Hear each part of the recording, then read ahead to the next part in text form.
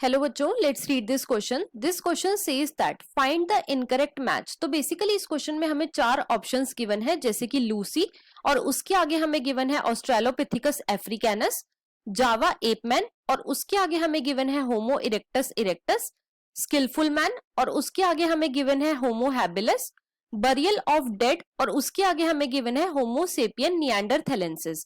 तो इन चारों ऑप्शन में से हमें इनकरेक्ट मैच को फाइंड आउट करना है। अब अगर इस क्वेश्चन के मैं की कॉन्सेप्ट की बात करूं तो इस क्वेश्चन का जो की कॉन्सेप्ट है वो है बच्चों human evolution. Let me write it over here. Key concept is human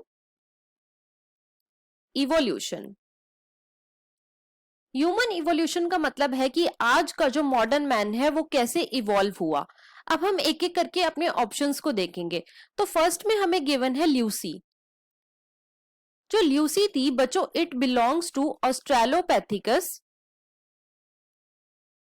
Australopithecus genera, लेकिन जो उसकी स्पीशीज थी वो थी एफेरेंसिस। राइट।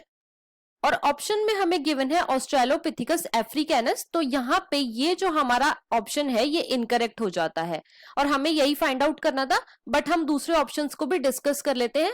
सेकंड में हमें गिवन है अबाउट जावा एपमैन। अब जो होमो इरेक्टस था, होमो इरेक्टस, इसके फॉसिल्स बच्चों हमें जावा में मिले थे, राइट। और इसीलिए हम इसे जावा एपमैन भी बोलते हैं। तो यहाँ पे जो सेकंड ऑप्शन है ये हमारा करेक्ट हो जाता है। थर्ड में हमें गिवन है अबाउट होमो हैबिलिस।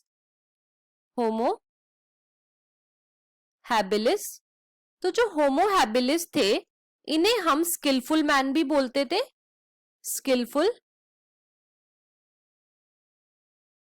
मैन भी बोलते थे, और इन्हें हम टूल मेकर भी बोलते थे। क्यों? क्योंकि ये टूल्स बनाया करते थे।